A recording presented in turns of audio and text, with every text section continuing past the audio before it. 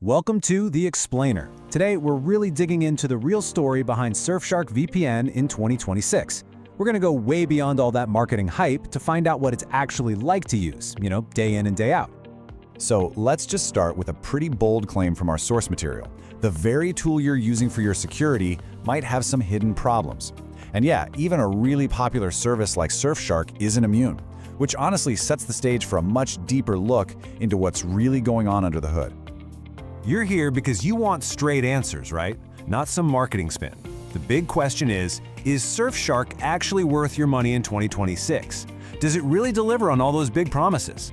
Our goal in this explainer is to just cut through all the noise and give you that clear, direct verdict you're looking for. And that kind of brings us to the central issue that, well, a lot of reviews tend to just gloss over. The fact is, Surfshark's strengths are very, very real, but its weaknesses, they can be way more impactful in your day-to-day use than you might expect. So we're going to break down both sides of that equation. But hey, before we get into the problems, let's establish a fair baseline. To really understand the trade-offs, we first need to look at what Surfshark does really, really well, because that's the foundation we need to build on.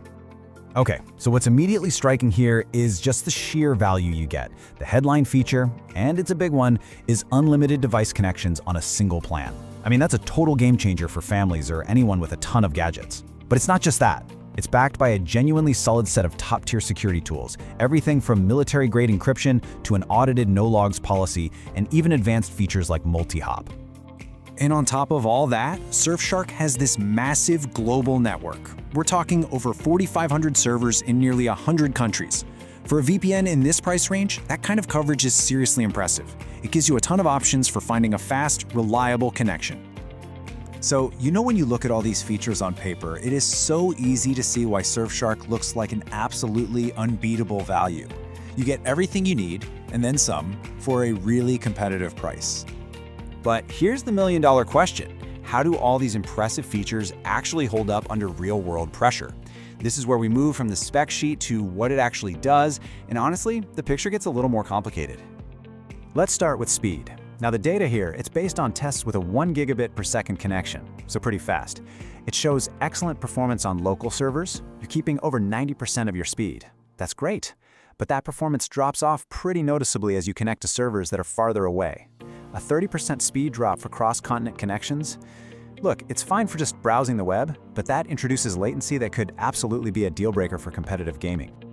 Now let's talk about streaming. In controlled tests, Surfshark is awesome at unblocking the big services like Netflix and Disney+. But user reports tell a slightly different story for other platforms. Our sources show that huge services like YouTube are getting much better at detecting and blocking connections from Surfshark's IP addresses, which leads to those super frustrating proxy errors. And for those of you who use VPNs for torrenting, there's another pretty significant user-reported issue. While P2P is officially supported on all servers, some users have found that their BitTorrent traffic gets throttled, and throttled so severely that speeds become completely unusable. This is a crucial little detail that, many reviews just seem to miss.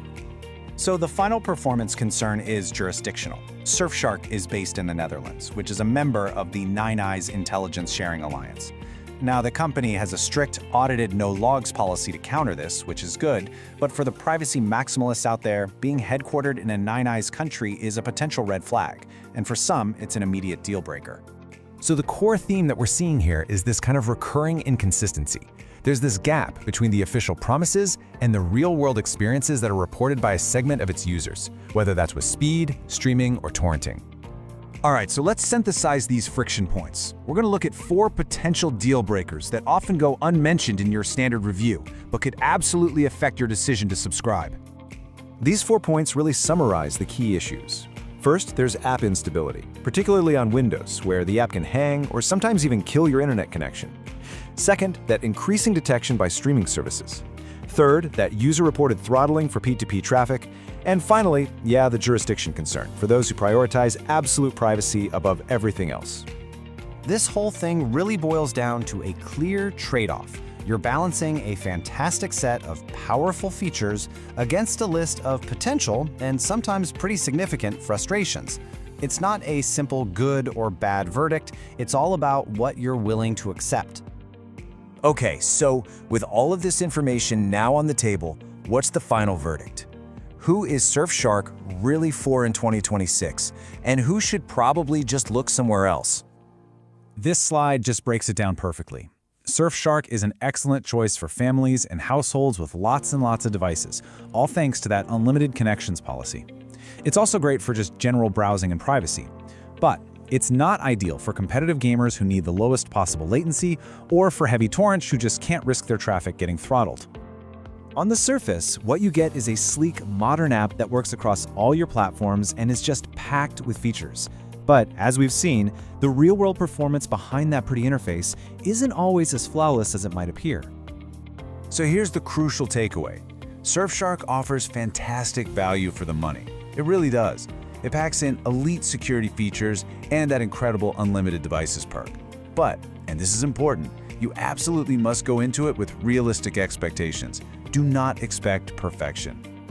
Now, if you do decide that the pros outweigh the cons for your needs, there are a few common mistakes you should definitely try to avoid to make sure you're getting the best possible experience from the service. You've got to be prepared to do a little tweaking. Don't just connect to the default server, test a few different locations to find the fastest one for you. If a streaming service is blocked, try another server. If your connection feels kind of unstable, you can switch the connection protocol in the settings. And here's a key technical tip. Disable IPv6 on your device. Why? Because Surfshark doesn't support it, and that can cause some weird conflicts. Ultimately, this decision just comes down to your own personal priorities and what you value most in a VPN. There really is no single best choice for every single person. And that leaves us with the final question that really gets to the heart of the matter. Is the trade-off worth it for you? Are you willing to sacrifice some of that raw speed and consistency for the incredible value of unlimited devices and a full security suite? That's the core question you really need to answer for